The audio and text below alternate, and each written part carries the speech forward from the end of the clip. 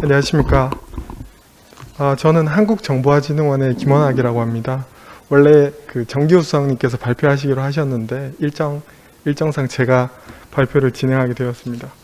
저희 그 한국정보화진흥원의 지능데이터 본부는요, 그 스마트시티 국가시범도시의 데이터 인프라인 AI 데이터 허브와 스마트 IoT를 구축하는 업무를 수행하고 있습니다. 그래서 간단히 말씀드리면 작년에 관련된 ISP를 수행했고요. 그리고 지금은 그 SPC 그 특수목적 법인을 그 선정하기 위한 그 참여 의향서를 접수하기 위한 단계가 진행되고 있습니다.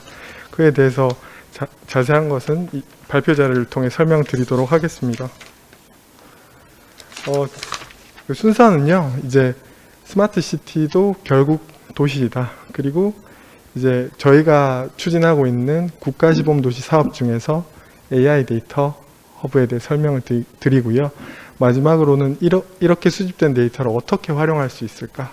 그리고 이번 코로나 사태를 통해 어떻게 극복하였는가에 대해 그 거버넌스의 중요성에 대해 말씀드리도록 하겠습니다. 스마트 시티도 결국은 도시라고 말씀드릴 수 있습니다. 그 문명이 탄생하고부터 이제 모여 살게 되었고, 이제 도시가 탄생하게 되었습니다. 위에서 보시는 것처럼 19세기부터 도시가 형성되기 시작했고, 우리나라도 마찬가지로 이제 도시가 점점 도시화되면서 서울의 면적도 점점 커지게 되었습니다. 이제 왜 도시에 모여 사느냐에 대해서 좀 원론적인 말씀을 드리면 더 많은 일자리, 좋은 학교, 높은 임금 등이 있을 수 있을 것 같은데요. 이것들이 단순히 합이 아니라 네트워크 효과를 통해서 좀 더 경쟁력 있고 더 나은 삶의 질을 제공하기 때문에 도시에 모여 사는 이유라고 말씀드릴 수 있습니다. 그렇다면 과연 도시에 살면서 이때까지 문제는 없었을까에 대한 이제 과거 사례를 살펴보면, 이제 농경사회 이후에 그 공업화가 되면서 이제 영국에서는 19세기 초반부터 도시로 모여들어 살게 되었습니다. 이때는 기차라든지 자동차가 발달되지 않았기 때문에 그 모여서 과밀화되어 살 수밖에 없었고, 이렇기 때문에 오염된 폐수가 지하수를 오염시켰습니다. 그래서 그러한 이유로 콜레라가 발생되었고요. 이 콜레라를 해결하기 위해서 여기 지도에서 보시는 것처럼 그 존 스노우는 이제 지하수가 오염원이라는 사실을 알고 이에 대한 대응을 하게 되었습니다. 이처럼 도시에서는 다양한 문제들이 발생하고 그 문제들을 해결하면서 성장한다고 할 수 있습니다. 지금 이 코로나에 대한 것도 잠깐 말씀드리면, 데이터를 활용해서 대응하고 향후에는 그 백신이 나올 때까지 백신이 나오는 게 도시를 성장시킬 수 있다고 봅니다. 과연 그 도시를 성공하기 위한 핵심 요소들은 무엇인가에 대해서 답을 찾기 위해 여러 가지 이제 보고서들을 봤는데요. 그중 가장 인상 깊었던 것들은 그 웰빙, 지속 가능성, 그리고 기본적인 욕구라고 할 수 있습니다. 어떻게 보면 굉장히 단순하고 아는 것들이지만 수행하기 힘든 것이라고 할 수 있습니다. 그럼 현재 저희에게 다가오는 문제는 무엇이냐? 2050년에 대해 보면 세 가지 정도를 할 수 있는데요. 인구가 지속적으로 증가하고 있고, 도시율은 70%가 넘고, 또한 고령화 사회로 진입하고 있습니다. 이를 데이터를 활용해서 어떻게 해결할 수 있느냐에 대한 그 기술의 현황에 대해 살펴보면, 그 왼쪽은 20년 기술 트렌드고요. 한번 보시면 5G나 AI, 그 다음에 로봇, 그리고 디지털 헬스케어 등 다양한 기술들이 떠오르고 있습니다. 이러한 이유로 이제 오른쪽에 보시면 올해 CES에서 전시된 그 전시 공간이 이제 스마트 시티가 70% 이상 증가한 것을 볼 수 있습니다. 이게 과연 스마트 시티가 무엇이냐, 어떻게 구성되어 있느냐라고 보시면, 그 첫 번째로는 그 센서와 기기를 연결하고요. 두 번째로는 이 모여진 데이터를 활용해서 이제 새로운 이제 그 분석을 할 수 있게 됩니다. 그리고 마지막으로는 그 더 나은 의사결정과 행동의 변화를 이끌어내는 것이라고 볼 수 있습니다. 그리고 과연 이 스마트 시티의 이제 도시의 문제를 해결하기 위한 스마트 시티의 기술들은 어떤 것이냐라고 보시면 제가 하이프 사이클 두 개를 준비를 했는데요. 왼쪽은 이제 이머징 테크에 대한 부분인데 5G나 자율주행 그리고 다양한 기술들이 위치하는 것을 볼 수 있고, 오른쪽은 AI에 대한 하이프 사이클인데 그 서비스 구현에 필요한 음성 인식이라든지 컴퓨터 비전, NLP 등 다양한 기술들이 이제 상용화 단계에 와 있는 것을 알 수 있습니다. 과연 이 AI가 우리 도시에 얼마나 큰 혜택을 줄 수 있을 것인가에 대해 살펴보면, 이것은 그 생산성에 대한 비교가 된 자료인데요. 저희가 이제 오른쪽에 보시는 게 AI가 0.8%에서 1.4% 정도 이제 개선할 수 있다고 합니다. 이것을 과거에 했던 증기기관과 그 다음에 로봇과 IT와 비교해보면 굉장히 높은 수치인 것을 알 수 있습니다. 그리고 저희가 스마트 시티라고 하지만 그 스마트 시티 내에 구성된 요소들이 어떤 것이 있느냐라고 크게 정의를 내려보면 뭐 스마트 거버넌스, 에너지 등이 있고요. 저희가 하는 국가시범 도시에서도 세종은 모빌리티와 헬스케어가 포함된 7대 분야, 그리고 부산은 물관리라든지 로봇이 포함된 10대 분야로 추진하고 있습니다. 그 스마트 시티에 대한 전망도 굉장히 좋습니다.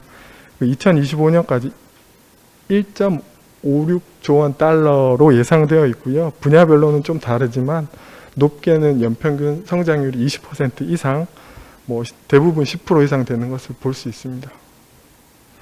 그리고 과연 이 스마트 시티에 살게 되는 시민들은 어떠한 혜택을 누릴 수 있을 것인가에 대한 자료들을 좀 찾아보면 질병 부담 감소라든지 통근 시간 감소, 온실가스 배출 감소 등 다양한 부분에 있어서 효과를 나타내는 것으로 알 수 있습니다. 저희가 이제 과거로 한번 돌아가서 과연 이제 예전부터 계속 스마트 시티를 강조하고 스마트 시티를 한다고 했었는데 이게 어떻게 달라졌냐에 대해서 저희가 한번 찾아봤습니다. 저희 그 KICT 빅데이터 센터의 소셜 분석을 활용해 보았는데요.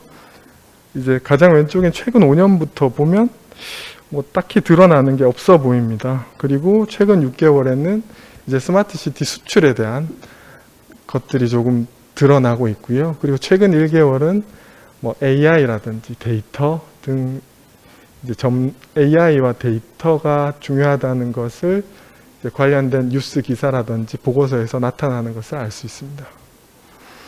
그리고 과거에 UCT라고 많이 추진을 했었는데요. 과연 이 UCT와 지금 추진한 스마트 시티는 무엇이 다른가?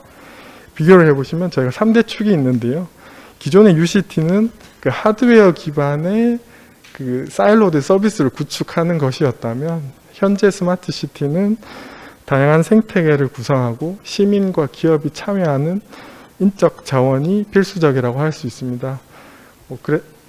이러한 것들로 이제 공공이 주도적으로 하는 게 아니라 민간이 참여해서 시빅 해킹이라든지 다양한 활동들이 일어날 것으로 예상하고 있습니다.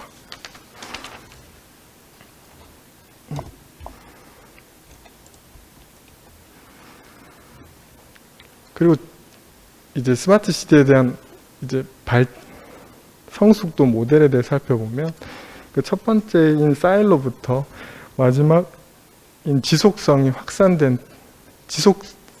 보유된 최적화된 단계까지 5단계로 구분을 할 수 있는데요.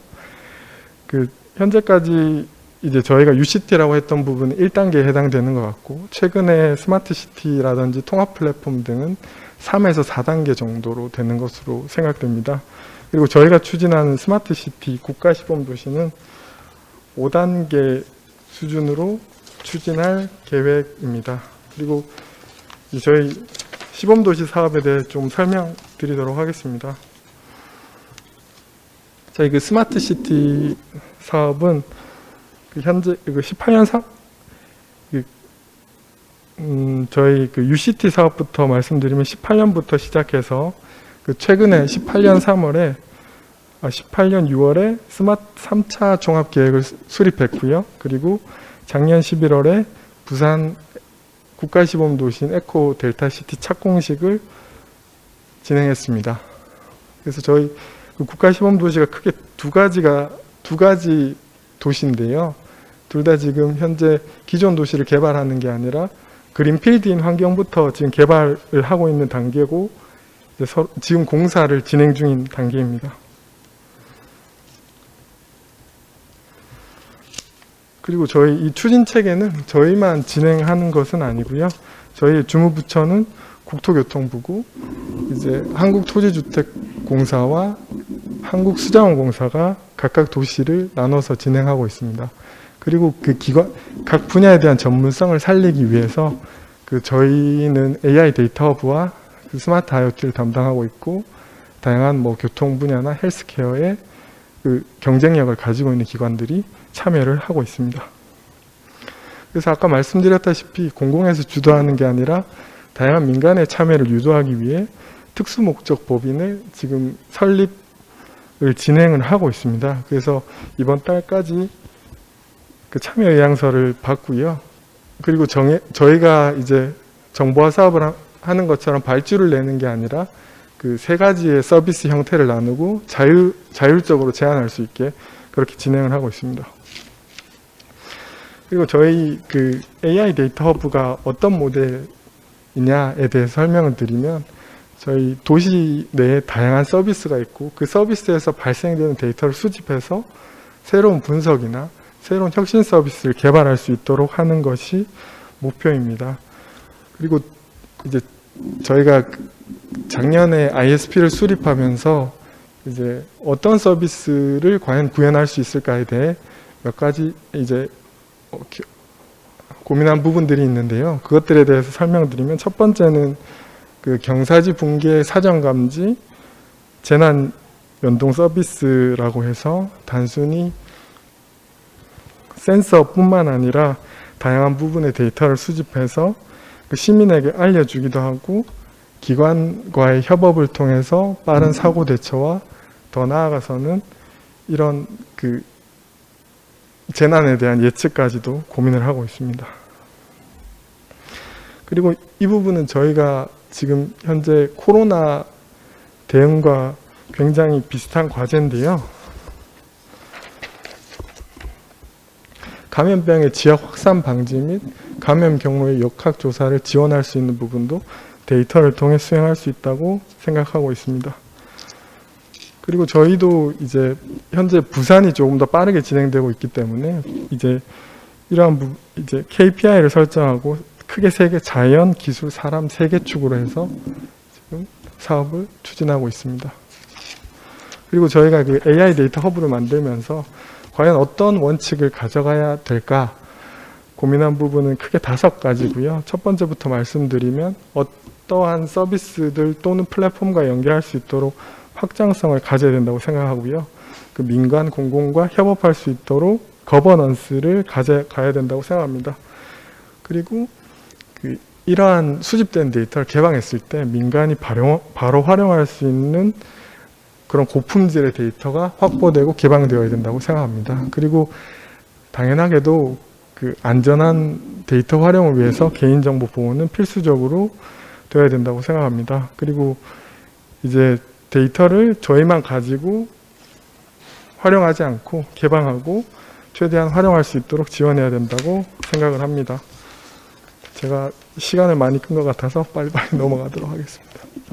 그리고 저희가 이제 데이터 기반의 스마트 시티를 하려면 어떻게 해야 되냐에 대해서 관련된 잘 정리된 보고서가 있어서 한번 가져와 봤는데요. 과거에는 이제 현재까지도 대부분의 센서 기반으로 서비스가 구현되고 있습니다. 예를 들자면 교통 분야에 이제 루프 검지기라든지 CCTV의 영상 처리를 통해서 데이터를 수집하고 이제 그 사후에 정책을 수립하는 것으로 되어 있는데요. 현재 지금 저희가 조금만 고민해 보면 내비게이션 데이터라든지 교통카드 데이터 등을 활용하면 얼마나 이제 교통량이 많고 얼마나 정체가 되는지 파악을 할 수 있습니다. 저희가 이제 미국 사례를 보면 이제 구글 웨이즈는 보스턴시와 함께 그 구글 웨이즈의 내비게이션 데이터를 보스턴시에 제공하고 보스턴시는 그 교통 분야 교통을 실시간으로 이제 제어하고 최적화한 사례를 알 수 있습니다.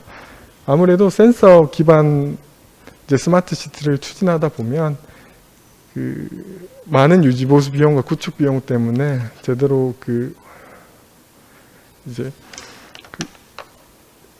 이제 유지하다가 조금 예산의 확보의 어려움으로 중단되는 경우가 많은 것을 볼 수 있었습니다. 그리고 저희가 한 가지 소개시켜 드리고 싶은 부분이 이제 과거에 이전부터 구글에서 추진하는 그 사이드워크 프론트 사업이 굉장히 주목을 많이 받았습니다. 그 이유는 이제 구글이 참여했고 이제 좋은 서비스를 만들 수 있다고 생각했기 때문입니다. 그러나 이제 시민사회에서는 방대한 IoT 데이터를 수집하는 것 자체가 개인정보를 침해할 소지가 있다라고 했었고, 구글은 데이터의 비식별과 그 개인정보 활용에 대한 공개를 통해서 충분히 해결할 수 있다라고 주장이 대립했고요. 최종적으로는 이제 5월달 이제 프로젝트가 드랍되게 되었습니다.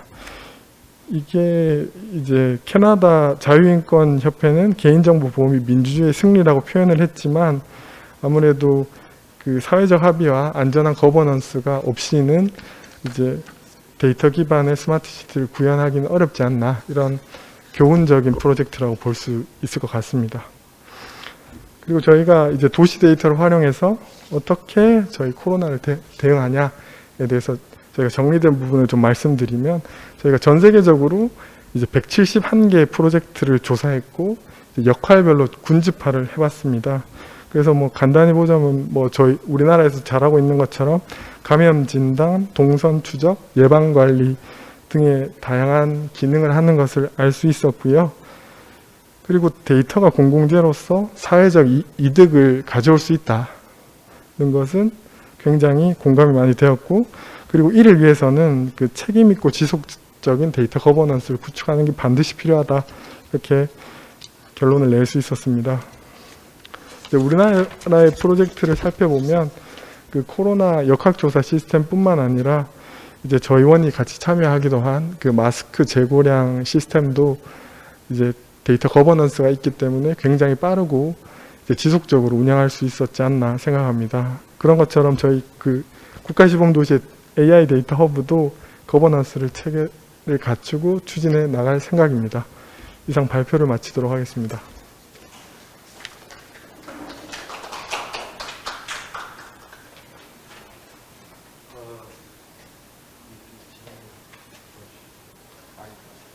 질문. 예. 저희 일단 발표는 끝났고요. 여기 지금 오늘 발표자분들하고 이분들을 지원하시기 위한 분들 정도만 와 있는 상태인데, 요 안에서라도 혹시 질문이 있으시면은 질문을 한두 개 정도만 받고 세션을 마무리하도록 하겠습니다. 혹시 질문 있으세요?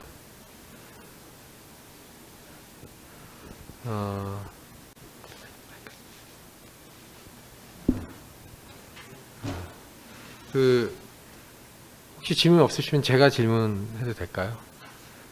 안 돼요? 네. 오늘 발표하시면서 참 다양하고 중요한 일을 하고 있구나라고 저도 다시 한번 느낄 수 있었고요. 이 데이터가 21세기의 원유라고 하는데, 그 원유라고 해서 뭐 무조건 정제해서 쓴다고 하는 것만 이렇게 막연하게 생각하는 게 아니라 구체적인 사례를 가지고 이렇게 말씀을 해주셔서 좀 더 와닿을 수 있었던 것 같습니다. 특히 감염병 예방 같은 것들 지금 국민이 다 힘들어하고 있는데 이렇게 같이 쓰이고 있다는 이런 점들에 대해서 굉장히 많은 도움을 받았고, 앞으로도 제 역할을 해서 이 어려움을 빨리 극복하는 데 쓰였으면 좋겠습니다. 질문이 없으시면 이렇게 마무리를 하겠습니다. 다들 고생하셨습니다. 감사합니다.